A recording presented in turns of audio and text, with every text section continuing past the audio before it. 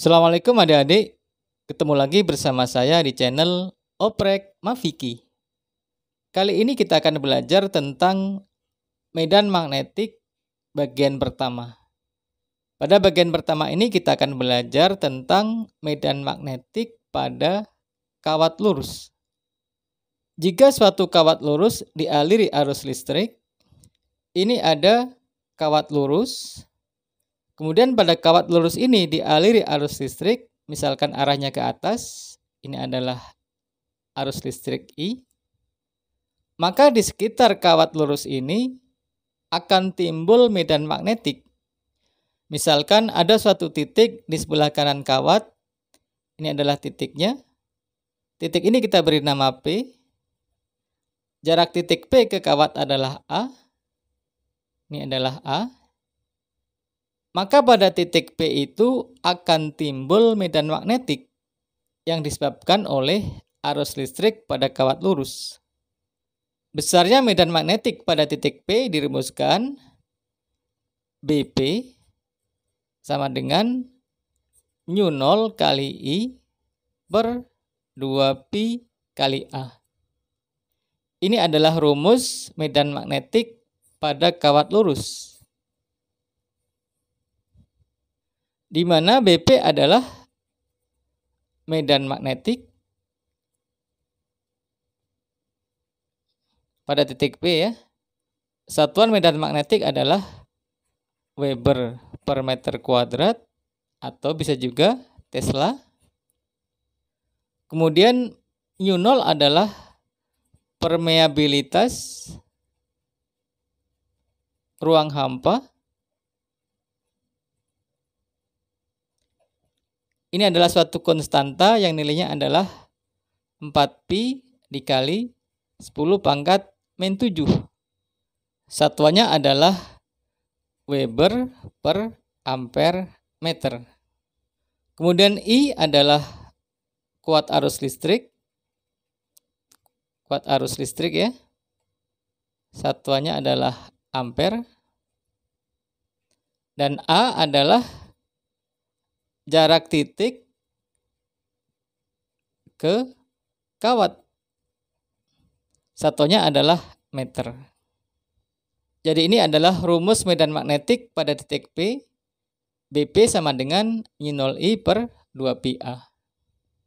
Adik-adik, medan magnetik adalah besaran vektor. Karena itu kita harus memperhitungkan arah dari medan magnetik. Arah medan magnetik dapat kita lihat dengan aturan tangan kanan. Perhatikan pada gambar, ini adalah gambar tangan kanan. Jempol ini yang arahnya ke atas, ini menunjukkan arah arus listrik. Sementara putaran jari-jari ini menunjukkan arah dari medan magnetik. Perhatikan di sini bahwa putaran jari-jari ini berlawanan arah dengan jarum jam. Kalau kita gambarkan, ini adalah kawat lurus berarus listrik, arah arusnya misalkan ke atas. Maka sesuai aturan tangan kanan ini, kalau arusnya berarah ke atas, medan magnetiknya berlawanan arah dengan jarum jam. Jadi pada kawat ini, karena arusnya berarah ke atas, maka medan magnetiknya berlawanan arah dengan jarum jam. Seperti ini arahnya. Berlawanan arah dengan jarum jam. Jadi arahnya seperti ini. Ini adalah arah dari medan magnetik. Nah, pada titik di sebelah kanan kawat berarus, misalkan pada titik P ini, yang jaraknya adalah A. Ini adalah titik P. Maka pada titik P ini, karena arah B berlawanan arah dengan jarum jam, maka di titik P ini, arah B-nya adalah masuk ke dalam. Jadi arahnya ke sana. Ini adalah arah B di titik P. Jadi berarah masuk ke dalam bidang kertas. Ini adalah tegak lurus. Kemudian pada titik di sebelah kiri kawat, misalkan pada titik M di sini, jarak ini adalah A. Maka pada titik M ini, arah B-nya adalah mengikuti arah putaran B ini berlawanan arah dengan jarum jam. Maka di sini arah B-nya adalah keluar ke sini. Ini adalah B di titik M.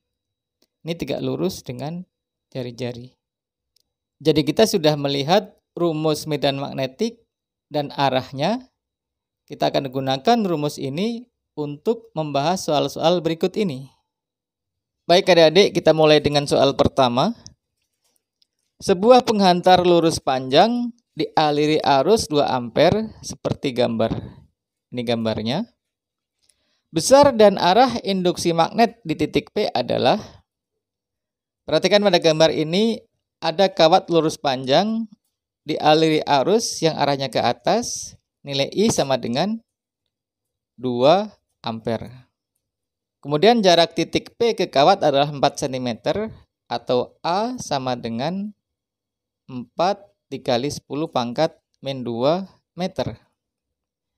Kita diminta untuk mencari berapa induksi magnet di titik P. Atau B di titik P ini sama dengan berapa?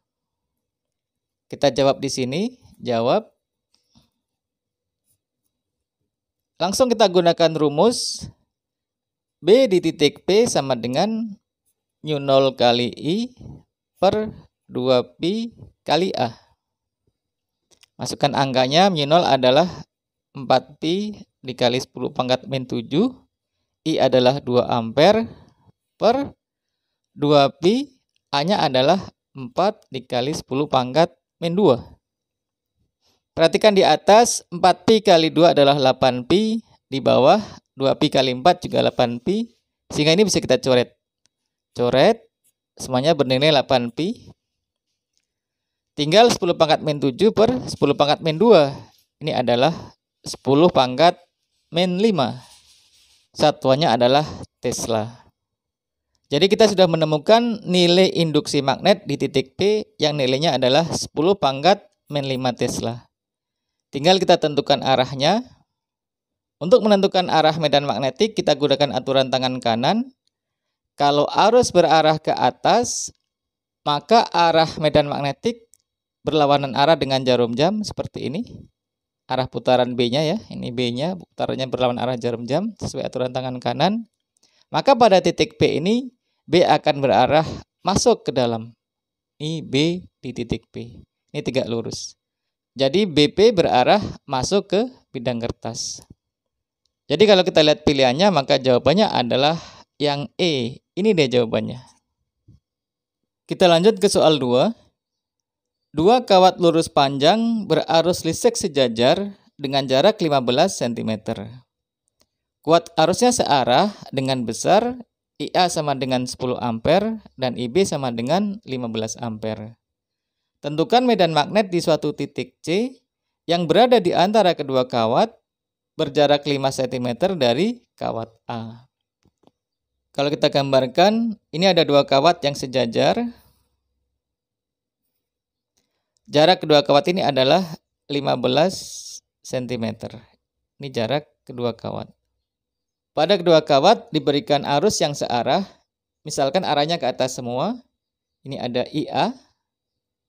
Nilainya adalah 10 ampere. Kemudian ada IB. Nilainya adalah 15 ampere. Keduanya searah ya, semuanya berarah ke atas. IA dan IB berarah ke atas. Pertanyaannya, kita diminta untuk mencari medan magnet di suatu titik C. Ini titik C yang berarah 5 cm dari kawat A. Jadi jarak ini ke arah A ini adalah 5 cm. Maka jarak ke arah B adalah 10 cm. Ini adalah titik C. Berapa medan magnetik di titik C ini? Medan magnetik di titik C ini ditimbulkan oleh IA dan oleh IB. Kita lihat dulu oleh IA. Karena titik C berada di sebelah kanan IA, maka sesuai aturan tangan kanan, ini adalah arah medan magnetik. Arahnya sesuai aturan tangan kanan, berlawanan arah dengan jarum jam ya. Maka pada titik C ini, arah medan magnetiknya berarah masuk ke dalam, ke sana. Ini adalah B oleh A. Ini tegak lurus ya. Kemudian oleh IB, sesuai dengan aturan tangan kanan, maka di titik C, medan magnetiknya berarah keluar kertas ke sini. B B. Sehingga B pada titik C atau BC sama dengan BA min BB. Ada dua B yang berbeda, satu masuk, satu keluar. Jadi BC adalah BA min BB. Kita masukkan rumusnya, BC sama dengan BA adalah mu 0 IA per 2pi AA minus BB adalah mu 0 IB per 2pi AB. Di sini mu 0 per 2pi ini sama, jadi bisa kita keluarkan. Ini sama dengan mu 0 per 2pi IA per AA minus IB per AB.